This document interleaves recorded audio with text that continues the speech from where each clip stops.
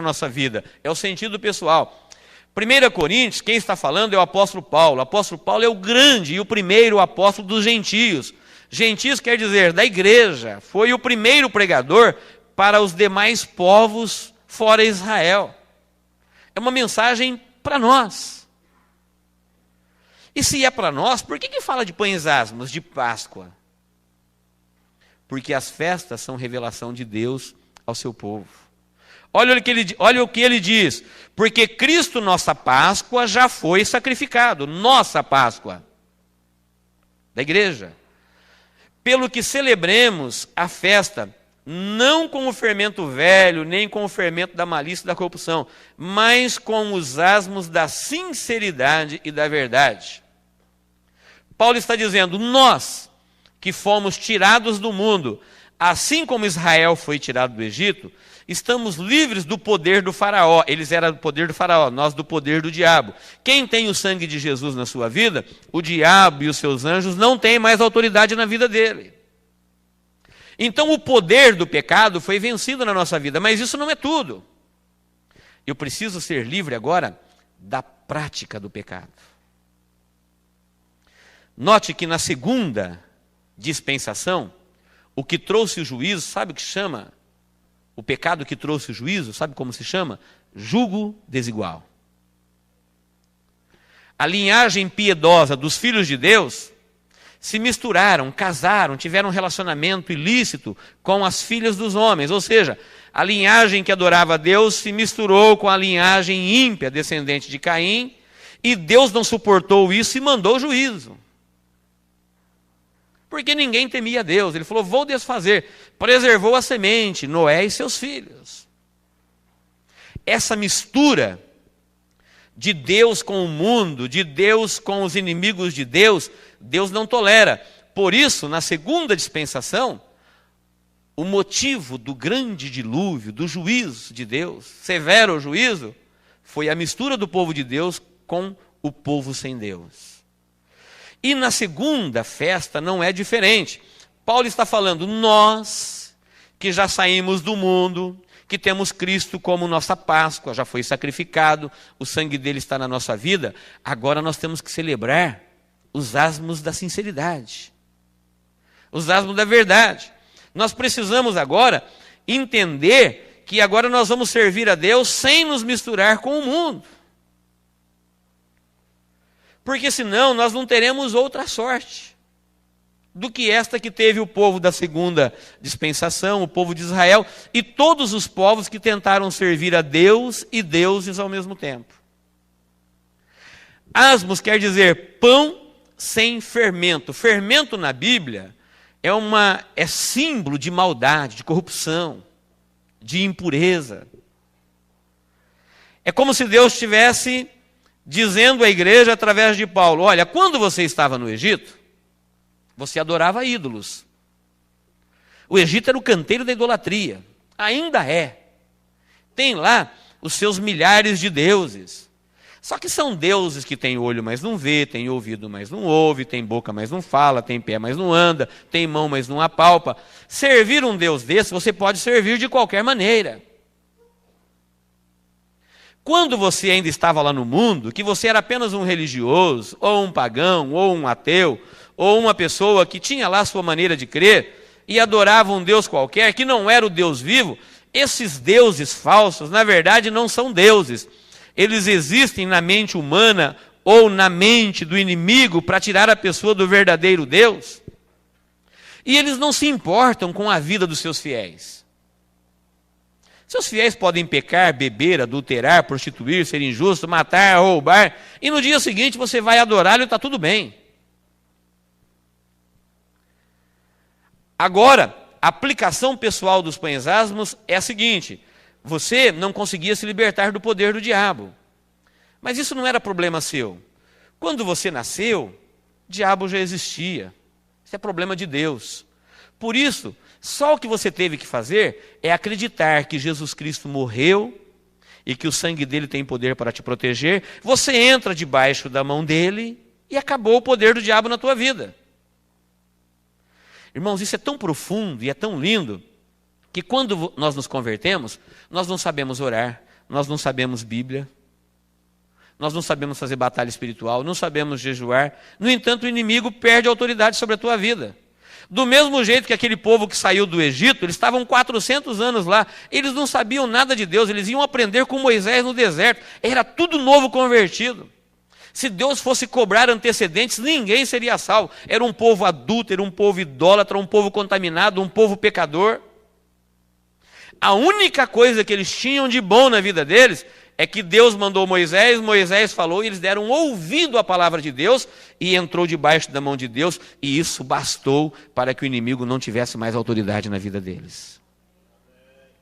É o que acontece com o novo convertido. Ele não sabe ler Bíblia ainda, não sabe estudar, não sabe nada, mas a partir do momento que ele entra num culto, ouve falar de Jesus e fala, creio nesse Jesus, acredito no nome dele, no poder dele, a partir deste momento o inimigo perde a autoridade na tua vida.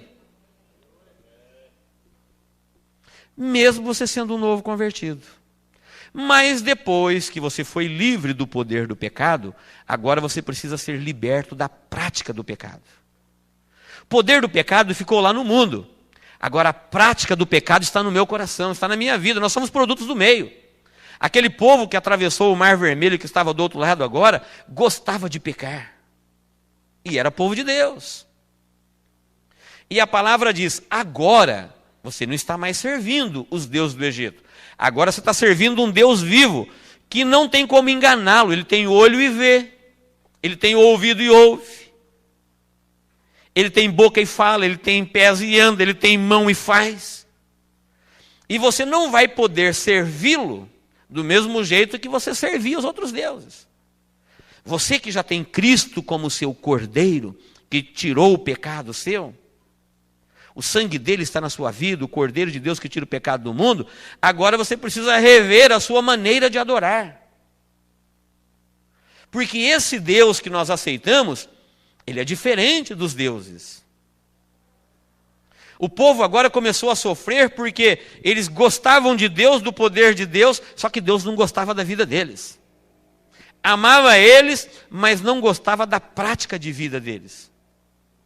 E isso, querido, é uma realidade no nosso meio hoje. Quantas pessoas que vêm para o cristianismo e trazem no seu coração heranças do paganismo. E querem servir um Deus verdadeiro com práticas falsas. Quer servir um Deus cristão, Cristo é Deus, Jesus é Deus, com práticas pagãs. Ainda com um pezinho lá no mundo, querendo fazer as coisas do mundo, não tem jeito. Os ídolos ou os deuses do mundo eram cegos, surdos, mudos, inertes, tinham que ser carregados. Agora o Deus vivo não. Ele não pode ser enganado. Portanto, agora nós temos que celebrar a festa. Qual que é a festa? Servir a Deus com os asmos da sinceridade, retirar do nosso culto, da nossa adoração, do nosso cristianismo, da nossa vida, do nosso pensamento, de tudo que envolve o nosso viver, qualquer coisa que é a herança do mundo, do Egito. Porque quando Deus aparece na sua vida, Ele vai ver tudo o que você é. Não adianta eu chegar diante desse Deus e falar, ó Deus, eu, teu servo, estou aqui nesta noite para pregar a tua palavra. E ele olha para a minha vida e vê o que me motivou a falar isso e vê que não é nada disso. Ó Deus, eu quero o poder para curar os enfermos, para que o teu nome seja glorificado. E Deus olha lá no meu coração e fala, em nenhum momento ele está preocupado com o meu nome, ele está preocupado com o nome dele.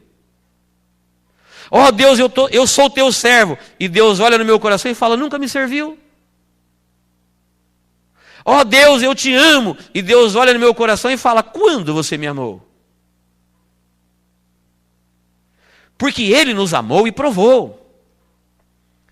Deus planejou, Deus executou e Deus revelou. E o amor de Deus não tem como contestá-lo, Ele está aí. Jesus é a maior prova do amor de Deus.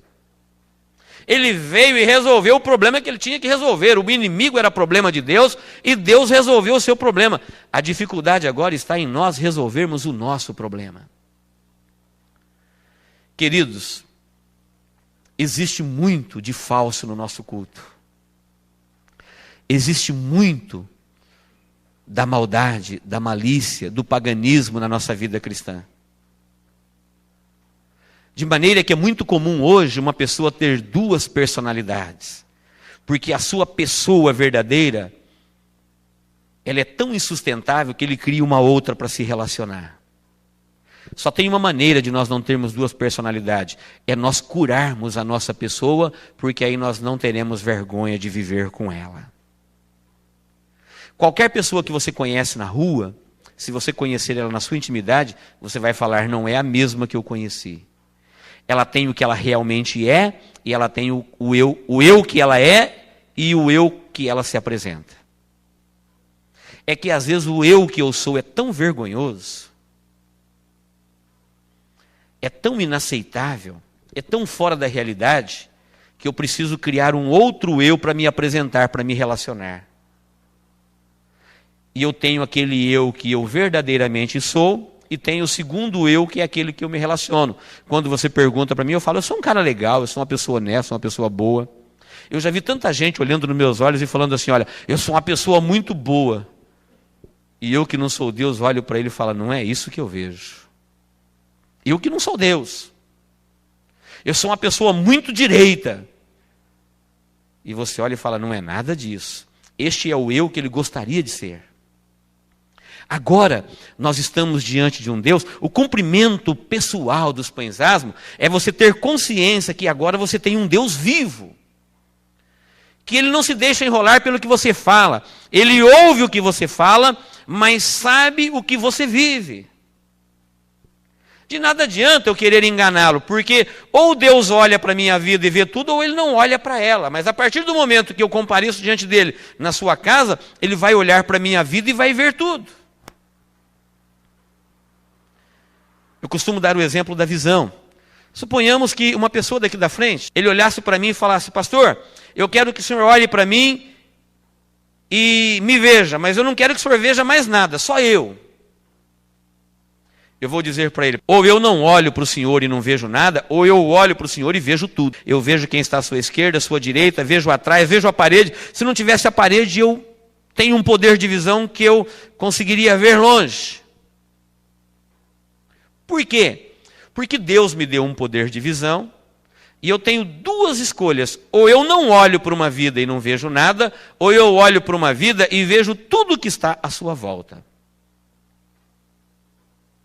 Assim é Deus. Quando eu falo Deus, eu estou aqui, Deus tem um poder de visão que ele não vê só o que está à volta. Deus vê tudo. Ele te vê antes de nascer, antes de vir, porque veio, antes de falar, porque falou. Ou ele não olha para a tua vida e você é uma pessoa sem Deus, você continua lá no mundo adorando Deus que não vê nada, que não ouve nada. Ou você então tem que ter consciência de que esse Deus não pode ser enganado. Paulo está falando, nós que temos Cristo, a nossa Páscoa, que já nos livrou do poder do pecado, agora nós temos que ter a consciência que para servir este Deus, nós não podemos fazer isso com a vida da malícia, nós temos que fazer isso com os asmos da sinceridade. É uma vida nova, porque Deus se serve de qualquer maneira, mas Deus, Ele é onipotente, onisciente, onipresente. Ele não fica no culto, quando você vai embora, Ele vai com você. Quando você levanta, Ele levanta com você. Quando você fala, Ele sabe o que você falou e sabe por que falou. E ele não pode ser enganado. De maneira que não adianta nós vivermos como o mundo, está tudo bem, está tudo bom, eu sou muito ótimo, quando na verdade você sabe que nada disso é verdade. Ele sabe tudo na nossa vida. E isso tem a ver conosco. Ele está falando, celebremos com os asmos da sinceridade e da verdade.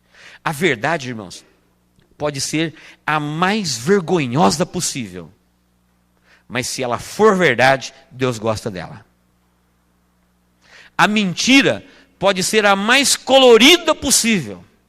Se for falso, Deus abomina ela e o mentiroso. E a Bíblia fala que no lago de fogo será lançado todos os que amam, cometem e praticam a mentira. Até aquele que ama. Até aquele que pratica. Porque o pai da mentira é o inimigo. Começou lá no princípio. Deus disse não, e ele falou, não morre não. Deus falou, morre, ele falou, não morre não. E a mentira é uma verdade distorcida. A mentira, ela é durante um bom período, verdadeira. Só que ela é mentira, porque no final ela corrompe a verdade. Amém, queridos?